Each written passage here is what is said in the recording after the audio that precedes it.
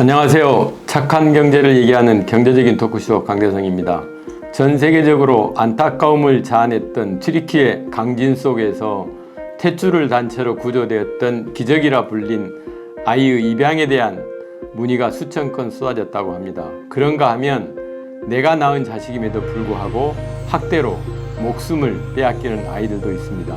여러분은 입양에 대해 어떤 생각을 가지고 계신가요? 최근에는 입양에 대한 인식이 많이 개선되었다고 볼 수 있겠는데요. 오늘 이 시간에는 홀트 아동복지회 이수연 회장님을 모시고 입양에 대한 많은 이야기 나눠보도록 하겠습니다. 안녕하세요, 회장님. 반갑습니다. 안녕하세요. 회장님께서는 홀트 아동복지회 1985년에 입사하셨죠? 네. 그리고 나서 입사해서 신입사원부터 과정을 거쳐서 이제 최고 자리, 회장 자리까지 올라오셨는데요. 첫 직장에서 이렇게 회장 자리까지 저도 SK에서 35년을 뿌리를 내리고 이제 은퇴를 해서 다른 일을 하고 있는데 처음 홀트 아동복지에 입사하게 된 이야기부터 어떻게 해서 지금의 회장 자리까지 올라가셨는지 이제 그 이야기부터 보따리를 풀고 시작하시죠. 네, 제가 대학교를 졸업하고 그때 사회사업학과였어요. 그 당시는 아동복지라는 것이 고아원 아니면 입양 말고는 거의 없던 시절입니다. 그래서 저는 이제 입양 기간을 선택하게 되었고 네. 아무런 그 국가의 체계가 없던 시절에 건강보험도 없고 네.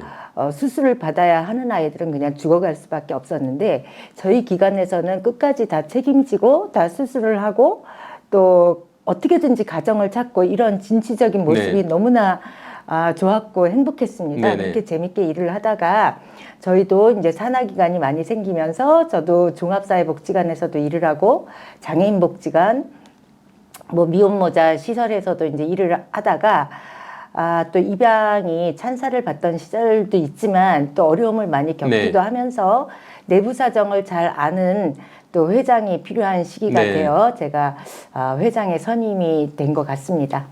그 언제 회장 취임하셨어요? 1년 9개월 1년 됐습니다. 9개월 늦게나마 축하드립니다. 그 1955년부터 아마 홀트가 입양 사업을 한 것 같은데 홀트를 통해서 입양된 아이들 그 새로운 가정을 만난 아이들이 지금까지 몇 가정 정도 될까요? 한 10만 이상 되는 것 같습니다. 국내 입양이 이 중에 2만 5천 명 정도 되고요. 해외 입양이 한 8만 정도. 처음에는 전쟁으로 인한 고아, 혼혈아가 네. 이제 대부분이었지만 또 산업화가 되면서 또 미혼모 발생이 또 많아졌고 그렇게 하면서 아이들의 숫자가 많았다가 지금은 거의 엄마가 직접 키우는 사회로 또 변화가 되었습니다. 네네. 그 사실 1955년 홀트가 출발할 때부터 90년대까지만 하더라도 이제 국내 입양에 대한 어떤 인식들이 그렇게 좋지는 않았던 것 같은데 국내 입양이 어떤 점이 좀 어려우신지 그게 좀 궁금하거든요. 네, 항상 민감하게 사람을 상담하고 그 속에 있는 그 부모로서의 네. 동기가 얼마나 건전한지 네네. 그거를 찾아내야 되고 네네. 자칫 조금만 민감하지 않을 때 또 문제가 발생할 수 있다는 점 네네. 이런 것이 어렵죠. 그리고 입양은 전생에 대한 서비스이기 때문에 당시에 처음에는 화목하다 하더라도 살면서 이제 여러 가지 또 누구나 겪을 수 있는 가정의 위기를 네네. 겪으면서 또 어려움을 겪을 수 있습니다. 이럴 때 다른 사회복지기관과 다르게 저희는 전생에 대한 책임을 네. 또 갖는 그런 부담이 있을 수밖에 없습니다. 그 아마 우리나라에서 입양에 대해서는 가장 많은 경험과 지식을 갖고 계시는 게 회장님이시라고 생각을 하는데 입양의 가치? 어떤 가치가 있다고 생각하세요? 저는 입양을 아이를 못 낳는 가정이 차선으로 가정을 만드는 것이 아니라 네. 또 다른 방법이라고 생각을 합니다. 저희가 아이를 배 아파 낳는다 이런 말을 많이 하는데 네네. 배를 아픈 것은 사실 다 그거를 기억하고 아이를 사랑하는 사람은 없어요. 네네. 아이가 나한테 무조건적으로 또 신뢰하고 내가 걔를 보호하고 싶고 이러면서 애착이 생기고 사랑을 네. 하게 되는 거거든요. 그래서 이것은 아이를 갖는 또 다른 방법이라고 저는 생각을 하고 그 입양의 가치는 또 저는 경험을 하면서 이게 굉장한 기적이라고 생각을 합니다. 이렇게 우리 부부 사이에 나올 수 없는 네. 아이를 키우는 그런 즐거움이 굉장히 또 색다른 네네. 즐거움입니다. 키도 다르고 식성도 다르고 뭐 재주도 다르지만 같은 가치관 안에서 성장하는 그런 가족의 그런 모습을 보는 그런 기적이 있다고 생각을 네. 합니다. 그 지금 이제 입양법이 아마 국회에 지금 계류가 돼 있죠. 그래서 그 입양 사업하면서 걸림돌들이 좀 많이 있는 것 같은데 입양에 대한 인식 개선도 그렇고 법 개정 문제도 그렇고 회장님 이 자리를 빌어서 어떤 부분이 좀 개선됐으면 좋겠다는 생각이 있으실 것 같은데 그 이야기 좀 나눠보죠. 이게 이제 공공성 강화, 국가 책임이라는 그 화두를 갖고 법이 이제 전면 개정을 앞두고 있습니다. 그래서 국가가 책임진다는 그 취지는 저는 굉장히 적극 환영을 네. 하고요. 다만 국가가 하면서 뭔가 이렇게 위원회라는 게 이제 비대해지고 그러다 보면 경직되고 이렇게 느려질 수 있는 네네. 거 이런 점에 대해서는 많이 이제 조심하고 저희가 그러지 않도록 네. 해야 할 것 같습니다. 그리고 그동안 입양기관에서 했던 노하우를 모두 무시하는 것이 아니라 네네. 여기에 전문성이라는 것은 대단한 그 노하우가 있잖아요. 네네. 저희가 어떻게 아이를 케어했는지, 왜 그렇게 그 시점에서 아이를 다 이렇게 뭐 의료적인 체크를 했어야 하는지 네네. 이런 노하우가 제대로 이식되어서 이제 해나가야지 그 국가 책임이 네. 더 제대로 좋은 효과를 발휘할 수 있을 것 같습니다. 그 현행법상 이제 입양기관의 회장 대표 밑에 이제 입양 가기 전 아이들이 이제 주민등록에 올라와 있잖아요. 네. 회장님 주민등록에 지금 몇 명 올라와 있습니까? 저희는 이렇게 한 60여 명 네네. 정도 예, 있습니다. 회장님 주민등록 초본 띄면 가관이 아니겠네요. 네네, 그렇죠. 네네.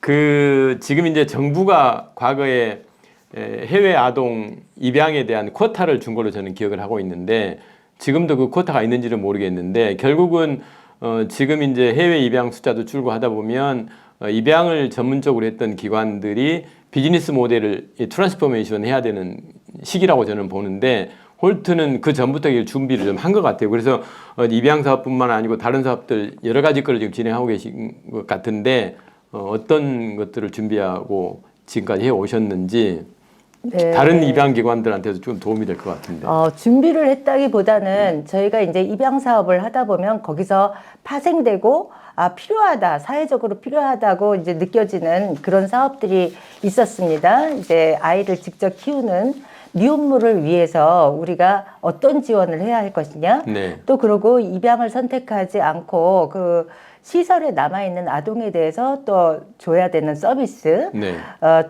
또 장애인들을 위한 그런 서비스, 네네. 그런 사업을 이제 주로 하고 있고요. 저희 같은 경우는 이제 미혼모들에 대해서는 아이를 잘 키우려면 경제적인 그 안정감이 가장 중요하기 때문에 이분들이 또 그 일반 직장 같은 곳에 다니기가 굉장히 힘듭니다. 네네. 새벽부터 밤까지. 그렇기 때문에 또 약간 자영업 형식으로 해서 이제 손재주가 많은 분들이 네. 있더라고요. 그런 분들 위해서 저희는 혼자 이제 다 따로 그거를 준비하려면 공간도 많이 필요하고 재료비도 많이 필요하기 때문에 이제 그 공유 공방을 네네. 만들었습니다. 그렇게 해서 누구든지 미혼 한부모는 와서 사용할 수 있고 또 다른 사람들을 대상으로 해서 클래스를 이제 열면서 자기의 역량을 네네. 강화할 수 있는 그런 걸 하고 있습니다. 그래서 거기서 뭐 베이킹이라든지 뭐 가죽공예라든지 그런 역량을 키우고 있습니다. 그리고 그 시설에 있는 자립 그 아동을 위한 지원 사업은 해보니까 처음에는 이제 고등학교에 있는 아이들을 대상으로 저희가 앞으로 진로를 위해서 이제 그 프로그램을 했는데 또 그 다음에 대학생이 되면 국가에서 모든 지원을 다 해준다 해도 들어가는 생계비나 또 이제 취업 역량을 위해서 학원비 이런 걸 네네. 지원해 주는 데는 네네. 없었어요. 그래서 그런 지원을 또 해주니까 무척 좋아했고 또 사람이 30살이 될 때까지는 자기 자리를 다 어떤 사람도 자기 자리를 잘 잡지 못합니다. 네네. 어떤 일을 택했다가도 다시 또 그거를 포기하고 다른 일을 하고자 하고 그래서 저희는 30살이 될 때까지 또 지원하는 프로그램이 있고 네네. 그렇게 하면서 많은 성과도 냈고 너무 좋은 학생들이 많았기 때문에 굉장히 애정이 많이 네. 갑니다. 올해부터는 이분들이 스스로 자조 모임을 만들어 활성화할 수 있도록 그 자조 모임을 지금 만들어서 네. 운영하고 있습니다. 그 요즘 비영리 조직도 이제 그 지속 가능성에 대해서 무풍지대는 아닌 것 같습니다. 비영리 조직들 스스로가 어떻게 하면 지속 가능성을 확보할까 해서 대단한 변신들을 많이 하고 있는 것 같은데 저는 홀트의 어떤 변신을 보면서 다른 비영리 조직들도 지속 가능에 대한 그런 고민을 심각히 해야 될 이런 시기가 아닌가 하는 생각이 듭니다. 그리고 이제 회장님께서 그동안 해왔던 요즘 이제 핫한 이슈가 자립준비 청년들에 대한 이슈잖아요. 그래서 보니까 파랑새우 꿈날 뭐 이런 걸 운영하신 것 같은데 이 사업은 어떤 사업이죠? 고등학교 2학년을 대상으로 해서 선정을 합니다. 그렇게 하고 2년 동안 지원을 하는데 저희는 그냥 경제적인 지원만 하는 게 아니라 2년 동안 여러 가지 프로그램과 함께 멘토와 연결을 해서 성장을 하도록 그렇게 돕는 것이 저희의 특징인데요. 저희가 이제 입양기관에서 시작한 기관인 만큼 저는 우리의 DNA가 그냥 대형 모금기관하고 또 다른 점이 있다고 네네. 생각을 해요. 그래서 한 명 한 명을 또 가장 어려운 사람들을 선정하고 거기서 또 성장을 하도록 이렇게 도와나가고 있습니다. 그게 어떨 때는 좀 효율적이지 않은 방식이지만 저희의 그 DNA이기 때문에 이런 방법으로 갈 수밖에 없고 또 여기서 우리의 진정성을 남들한테 알리면서 한 명 한 명의 그냥 후원자를 네. 또 엮어서 이 일을 지속하는 것이 우리의 임무라고 생각을 네네. 합니다. 그 지난번 제가 홀트를 잠깐 방문했을 때 회장님께서 저를 홀트 사무실을 이렇게 투어를 시켜주셨는데 보니까 그 정말로 자산에 대한 구조정도 하시면서 어떻게 하면 아까 말씀드린 지속 가능성을 확보할지 엄청난 고민을 하고 계신 것 같습니다. 다시 한번 회장님 그 활동에 대해서 감동을 좀 먹었고요. 그 또 하나는 이제 다시 입양 얘기 잠깐 하면 회장님께서 입양 직접 하셨잖아요. 어떤 계기로 입양을 하셨고 직접 입양을 했으니까 사람들이 또 입양을 해보고 싶은 사람도 많을 것 같은데 어떤 점이 좀 어려웠고 그랬을 때 어떻게 극복해라 이런 멘토 역할 한번 입양을 희망하시는 분들에 대한 멘토링. 저는 오랫동안 이 일에 종사를 했기 때문에 입양을 하는 것이 특별한 일이 아니고 네. 자연스럽게 그냥 제가 받아들일 수 있는 일이었습니다. 그래서 이제 그 계기가 필요했는데 제가 일 때문에 김포에 있는 굉장히 그 좀 외진 곳에 있는 장애인 시설을 방문을 했어요. 거기가 중증 장애인 시설인데 거기서 우리 아들을 만났습니다. 근데 내가 보기에 얘가 지적 장애가 아닌데 거기에 있는 채로 7살에 네. 도달을 했더라고요. 그러면은 얘가 곧 학교를 가고 남자애고 그런 시설에 있는 아이가 내가 아니면 다른 그 가정을 갖거나 어떤 후원자도 관심을 갖는 것은 네. 거의 불가능하다고 생각을 했고 그런 상황에서 제가 절대로 이 아이를 포기할 수 없다는 네. 그런 이제 마음이 생겼습니다. 그래서 이제 우리 가족들하고 의논해서 입양하기로 결정을 했고요. 아이는 이제 연장아동이라고 이제 말을 하는데 대부분의 이제 행동 문제를 조금씩 갖습니다. 우리 아이 같은 경우는 굉장히 무기력하고 이제 하루 종일 징징거리는 그런 형태를 띄었는데 아무리 가족이 생겼고 따뜻한 집에 먹을 게 항상 있다 하더라도 얘가 갖는 그 혼란스러운 마음은 그게 이제 무의식 중에 일어나는 네. 여러 가지 의문과 질문과 얼만큼 이 사람들하고 가까워질 수 있는 관계인지 이런 게 이제 정돈되지 않은 데서 오는 그런 그 혼란과 그게 굉장히 심했다고 생각을 하고요. 사람은 어느 정도 자신의 욕망이 채워져야지 거기서 이제 자존감이 생긴다고 생각을 해요. 근데 그 장애인 시설에서 모든 주어진 대로 그냥 완전한 그 수동적인 형식으로 오랫동안 살았기 때문에 얘가 겪는 그 어려움은 무척 컸습니다. 그거를 비유를 하자면 그냥 언 땅에 씨앗을 뿌리는 저는 그런 과정 정도일 것 같아요. 하지만 이제 이게 시간이 오래 흐르면서 부모가 일관된 태도를 갖고 이제 아이와 함께 이제 관계를 계속 하다 보면 아이는 계속 성장을 합니다. 네네. 그래서 굉장히 늦게 점점 아이가 많이 자기의 그 잠재력을 이렇게 많이 이렇게 보여주는 걸 저는 알 수 있고 무척 착하고 올곧은 아이예요. 그리고 이제 얘가 중증 장애인 시설에 있었는데 군대를 갔는데 수색대를 갔습니다. 수색대를 갔어요? 예, 수색대에서도 너무너무 훈련을 많이 하는데 그러니까 제가 얘는 이제 훈련이 힘들어서 이제 불평을 하지만 네. 저는 참 많이 자랑스럽고 얘를 입양하지 않았으면 어떻게 했을까? 정말 내 생애에서 가장 잘한 일이 얘를 입양한 거구나. 저는 이렇게 생각을 하고 아주 잘 자라고 있어서 자랑스럽습니다. 저도 수색대 출신입니다.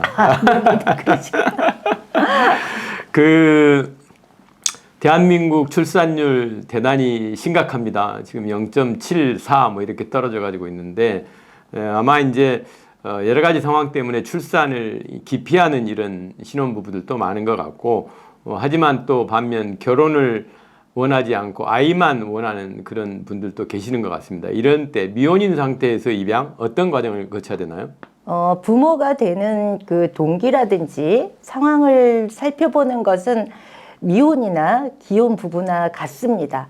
하지만 이제 미혼인 경우에는 오롯이 그거를 혼자 감당해야 되기 때문에 저희가 그 충분한 자원이 있는지를 네. 조금 더 면밀하게 볼 수밖에 없습니다. 그래서 엄마가 이제 일을 할 때 만약에 이제 야근을 하게 되면 대신 돌봐줄 그런 지원 체계가 있는지 또 엄마가 어떤 일로 사고를 당하거나 또 아프거나 할 때 대신 이 아이들을 책임져 줄 그런 그 아주 친밀한 가족이 있는지 네네. 이런 거를 다 같이 보면서 저희가 미혼 그 한부모로서 이제 입양이 가능, 독신자 입양이라고 그러죠. 그런 분들을 이제 선택하게 되는데 많지는 않지만 주변에 여러분이 계시고 제가 아는 분들 중에 정말 아이하고 재밌게 잘 사는 분도 여러 알고 있습니다. 자, 회장님 돌발 질문 하나 드려도 되죠? 네, 말씀하세요. 그 제가 아주 생소한 단어, 고아오적, 단독오적, 뭐 이런 이게 입양기관 사이에서는 이게 회자되는 이야기인 것 같은데 시청자분들이 정말 궁금하실 것 같아요. 그 어떤 거죠? 저는 고아오적이라는 말은 쓴 적이 없고 그것은 이제 입양을 반대하는 그 입장에서 요즘 만들어내고 유포하는 말이에요. 저희가 아이들의 그 호적을 고아로 만들어서 굉장히 조작을 했다라고 얘기를 하는데 그렇게 우리가 조작을 뭐 상시적으로 하는 기관이라면 68년 동안 이렇게 생존할 수는 없었다고 생각을 합니다. 그것은 무엇이냐면 우리가 한 10년 전만 하더라도 그 미혼모에 대해서 저희가 굉장히 그 키울 수 없는 사정을 이해하고 보호하는 입장이었어요. 그렇기 때문에 엄마들이 임신을 원치 않는 임신을 하게 되면 기관에서 그 상담을 해서 친권 포기 동의서를 받은 채로 그 호적이 없는 아이들에 대해서 입양기관장이 후견인이 되어서 성본 창설을 하게 됩니다. 그것을 이제 단독호적이라고 하는데 그것을 이제 저희가 부모가 있는데도 고아호적으로 조작했다. 그것이 아니고 그것은 입양법에 따른 그 법적 절차가 그렇습니다. 그리고 지금 이제 또 그 법이 10년 전에 바뀌었어요. 그래서 지금은 엄마가 미혼이라 하더라도 아이를 일단 자기 호적에 올려서 가족관계 등록부죠. 거기에 올려서 그 다음에 아이의 그 인적 사항이 또 입양되는 부모한테 옮겨지게 되어 있습니다. 네네. 그렇지만 그 베이비 박스라고 다들 들어보셨죠? 네네. 그 엄마의 이제 보호권이 중요하다라고 이제 하면서 지금도 이게 운영이 되는 시설인데 네.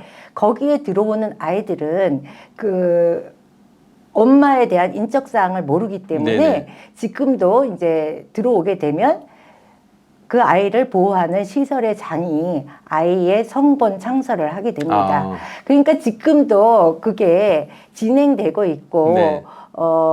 사용하는 그런 방법이에요. 네네. 그거는 불법적인 일이 네. 아닌데 그것을 자꾸 그렇게 유포하는 것은 의도가 있는 네네. 주장이 아닐까 생각을 네. 합니다. 알겠습니다. 네.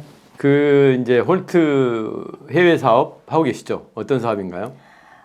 저희는 이제 그 네 나라, 몽골, 캄보디아, 네팔, 탄자니아 이렇게 네 나라에서 네. 하고 있고요.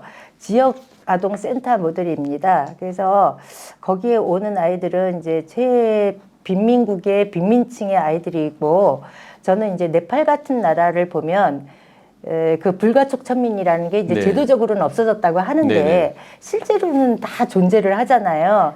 근데 아이들은 누구든지 다 예뻐요. 근데 그런 아이들이 우리 센터에 와서 이제 십몇 년을 자라면 정말 거기서 좋은 교육을 받고 네.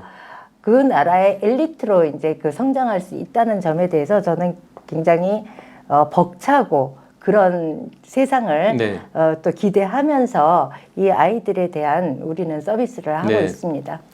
그 이제 홀트가 전쟁과 가난으로부터 부모를 잃은 아이들에게 새로운 가정을 찾아주는 이런 입양 사업으로 시작을 했는데 세상은 급변하게 바뀌고 있습니다. 이런 바뀐 세상에 맞추어서 비영리 기관의 혁신 정말로 필요한 것 같습니다. 이제 홀트는 상당히 어떤 그 변화에 대응을 하기 위해서 엄청난 혁신의 혁신을 거듭하고 계시는데 우리 회장님 앞으로 계획 궁금합니다. 제가 아까 말씀드린 것처럼 저는 우리가 다른 계획은 뭐 알 수 없고요. 지금 하는 일에서 정말 이 진정성을 갖고 일을 할 때 한 분 한 분을 저희가 엮어서 생각지도 않은 곳에서 기적이 또 생기고 또 그런 경험을 갖고 또 힘을 내서 우리가 가고 그렇게 하면서 우리 사회에서 불행하고 가난한 아이가 없는 그날까지 네. 열심히 일을 하는 그런 기관이 되도록 하겠습니다. 많이 응원하겠습니다. 그 입양에 대한 가치에 대해서 오늘 많은 이야기 나눠봤습니다. 입양에 대한 여러 가지 의견들이 분분하지만 분명히 입양이 만들어내는 가치는 있는 것 같습니다. 그 긍정적인 면을 시청자 여러분들께서 많이 봐주시고 입양을 하는 기관들에 대해서 많은 응원의 박수를 부탁을 드리도록 하겠습니다. 아이들의 행복을 위한 아동 중심의 복지를 실천하고 계시는 홀트 아동복지회, 앞으로도 우리 아이들의 건강과 행복 그리고 꿈을 위한 동행자로서 더욱 많은 아이들이 따뜻한 가정과 큰 꿈을 가질 수 있도록 도와주시기를 부탁을 드리겠습니다. 오늘 귀한 말씀 감사합니다. 마치겠습니다. 감사합니다.